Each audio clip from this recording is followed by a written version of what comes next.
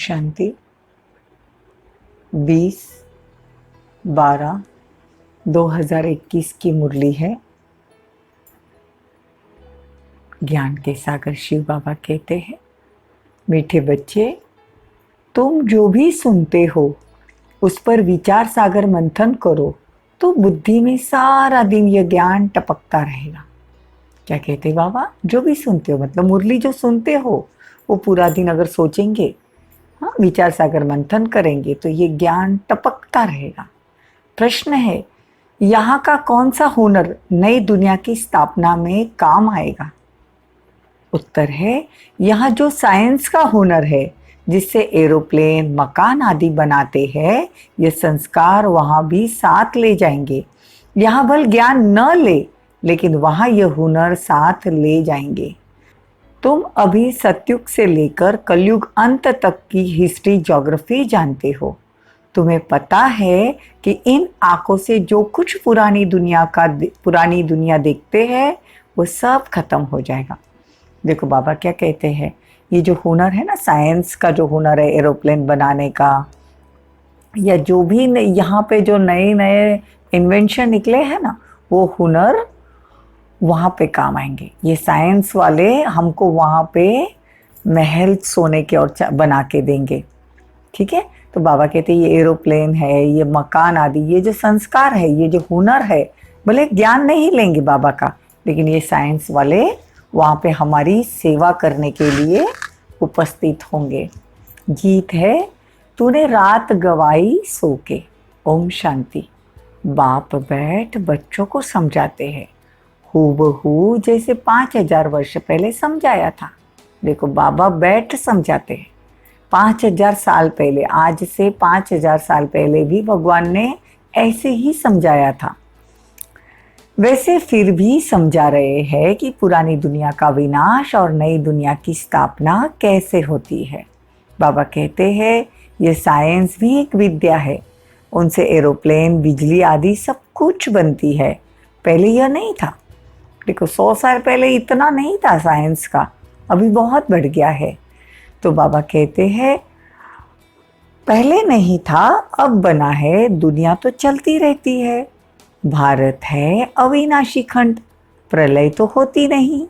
ये साइंस जिससे अभी इतना सुख मिलता है, वो हुनर वहाँ भी काम आएगा। वहाँ मतलब सतयुग में सीखी हुई चीज़ें दूसरे जन्म में भी काम आती है। तो बाबा कहते हैं कि ये जो भी चीज़ें बन रही है, ये सब हमारे लिए बन रहा है। ये जो जो नए नए इन्वेंशंस निकल रहे हैं ना, ये सब एरोप्लेन भी जो अभी बन रहे हैं, वहाँ पे पुष्पक विमान रहेंगे, संकल्प पे चलेंगे। ऐसी हर एक साइंस की चीज़ वहाँ हमको सुख देगी। बाबा कहते वहाँ सब कुछ नया होगा। अपने लिए योग बल से स्वराज्य की स्थापना कर रहे हो, वहाँ सब कुछ नया होगा। तत्व भी जो तमो प्रधान है वो सतो प्रधान बन जाएंगे। मतलब ये जो प्रकृति है वो भी सतो प्रधान बनेगी। तुम भी नई पवित्र दुनिया में जाने के लिए अब पवित्र बन रहे हो। तुम जानते हो हम बच्चे यह सीखकर बहुत होशियार होंगे, बहुत मीठे फूल बन जाएंगे। बाबा की ये जो रोज रोज हम मुरली सुनते हैं ना, उससे हम बहुत होशियार हो जाएंगे। तो बाबा कहते तुम जितना ये बातें सुनेंगे तुमको खुशी होगी। जो अच्छी रीति समझते हैं उन पर खुशी बहुत होती है, बहुत खुशी रहती है दिल ही दिल में। तो भगवान कहते हैं कि अब तुम बच्चे कितने बुद्धिमान बनते हो। जानते हो हमको रूहानी बाप पढ़ाते हैं।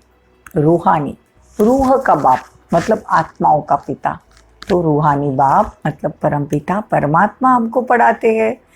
परमात्मा है वर्ल्ड की ऑलमाइटी अथॉरिटी, उससे ऊंचा कोई नहीं दुनिया में। परमात्मा से उच्च इस दुनिया में कोई नहीं है। तो देखो जो सारी दुनिया की ऑलमाइटी मतलब बाप है, वो हमारा हो गया। हाँ, हमने उसको जान लिया। तो भगवान कहते बुद्धि में सारा दिन ये ज्ञान टपकता रहना चाहिए कि भगवान हमें मिल गया है, मैं बाबा की, बाबा मेरा। बाबा ने तुमको सारी नॉलेज दी है जो और को अच्छी रीति समझानी है। मेले में, प्रदर्शनी में तो ढेर आते हैं, निकलते कोटों में कोई है।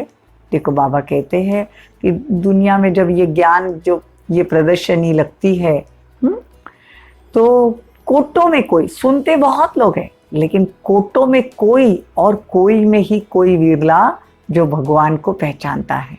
जो आप बच्चे सुन रहे हो, अभी जो मुरली सुन रहे हैं, वो देखो 7-8 दिन मुरली सुनकर या 7-8 दिन कोर्स कर कर सब गुम हो जाते हैं, लेकिन कोई कोई ही निकलते हैं जो हम सुनते हैं। अब तो भगवान कहते हैं ऐसे करते करते कोई ना कोई तो निकल आएगा। तो अपनी संभाल करनी है, मुझे सतो प्रधान बनना है, ये चिंता लगी रहनी चाहिए। योग बल से हमको जन्म जन्मांतर के पाप भस्म करने हैं। रावण राज्य होने से सीढ़ी उतरते आए, अभी योग बल से चढ़ना है। तुम्हारी बुद्धि में सारा सीढ़ी का ज्ञान है कि अब हम बाबा की याद से सतयुगी सूर्यवंशी घराने की सीढ़ी चढ़ते हैं। 84 जन्म लेते सीढ़ी उतरते आए।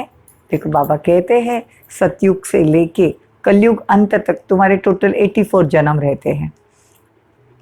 तो अभी आप जो लास्ट वाला जो जन्म है ना, वो चढ़ती कला है। एक ही जन्म में हम सतयुग में, ठीक है, एक ही जन्म में मुक्ति, जीवन मुक्ति में, और सतयुग से लेकर कलयुग तक 84 जन्म लगते उतरने में, और चढ़ने में एक जन्म। इसीलिए गाते हैं ना कि गायन है ना सेकंड में जीवन मुक्ति। इस जन्म में ही बाप से तुम जीवन मुक्ति का वर्षा लेकर देवता बनते हो। बाबा कहते बच्चे तुम ही सूर्यवंशी थे, फिर चंद्रवंशी बने, फिर वैश्य वंशी बने, अभी शूद्र, और अभी तुमको भगवान ब्राह्मण बनाते हैं।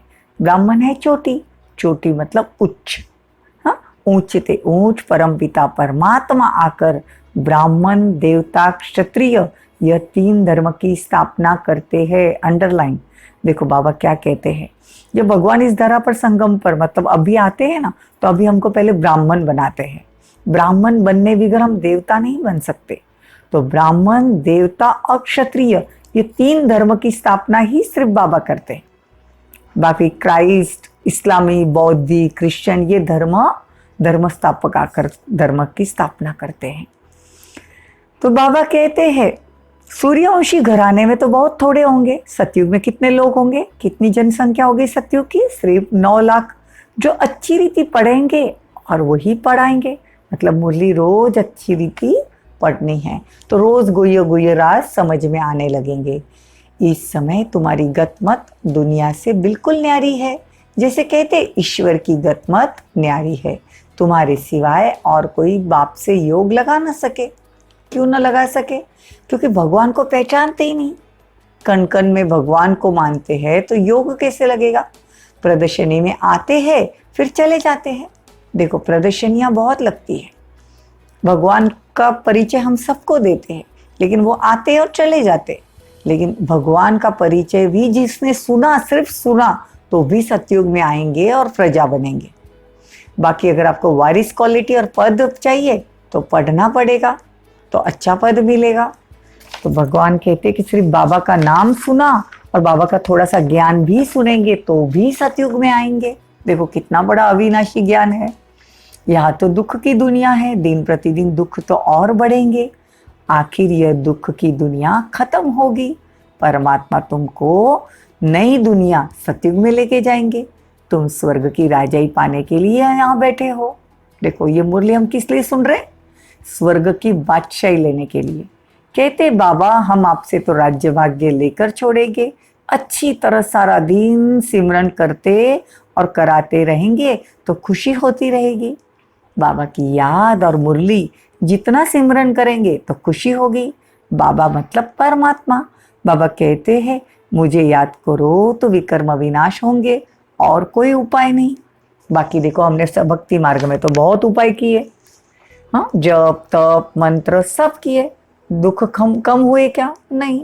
परमात्मा को यथार्थ वृत्ति से हमने कभी याद ही नहीं किया तो विकर्म विनाश भी नहीं हुए। यह फुरना रखो पास होने का। बाबा कहते हैं कि बच्चे तुम जितना जितना मुझे याद करोगे तुम्हारे विकर्म विनाश होते जाएंगे। अच्छा, मीठे मीठे सिकिलते बच्चों प्रति माता पिता बाप दादा का याद प्यार और गुड मॉर्निंग। रूहानी बाप की रूहानी बच्चों को नमस्ते। हम रूहानी बच्चों की रूहानी माता पिता बाप दादा को याद प्यार गुड मॉर्निंग नमस्ते थैंक यू बहुत बहुत शुक्रिया। धारणा के लिए मुख्य सार। पुरानी दुनिया का विनाश हो उसके पहले अपनी कर्मातीत अवस्था बनानी है। याद में रह सतो प्रधान बनना है। सदा यही खुशी रहे कि हमें पढ़ाने वाला स्वयं ऊंचे से ऊंचा बाप है। पढ़ाई अच्छी रीति पढ़नी और पढ़ानी है। सुनकर विचार सागर मंथन करना है। वरदान बहुत ही खूबसूरत वरदान है जिसे हम अच्छे से धारण करेंगे। निर्विकारी व फरिश्ते स्वरूप की स्थिति का अनुभव करने वाले आत्म अभिमानी भव। निराकारी निर्विकारी और फरिश्तेपन का अनुभव कैसे करेंगे? जैसे हम आत्म स्थिति में रहेंगे। देखो बाबा क्या कहते हैं, जो बच्चे आत्म स्थिति बनते हैं वही सहज निर्विकारी भी बन जाते हैं। आत्म अभिमानी स्थिति द्वारा मनसा में भी निर्विकारीपन की स्टेज का अनुभव होता है। ऐसे निर्विकारी जिन्हें किसी भी प्रकार की इम्प्योरिटी व 5 तत्वों की आकर्षित नहीं कर सकती, वही फरिश्ते कहलाते हैं। फरिश्ता मतलब क्या? जिसका कोई फर्श से रिश्ता नहीं। फर्श मतलब मिट्टी के शरीर में रहना। इसके लिए साकार में रहते हुए भी अपनी निराकारी आत्म अभिमानी स्थिति में स्थित रहो। स्लोगन, जीवन में अतीन्द्रिय सुख का अनुभव करने के लिए विशेष अमृत वेले एकांत प्रिय बनो। जीवन में अतीन्द्रिय सुख का अनुभव करने के लिए विशेष अमृत वेले एकांत प्रिय बनो। ओम शांति। ओम शांति।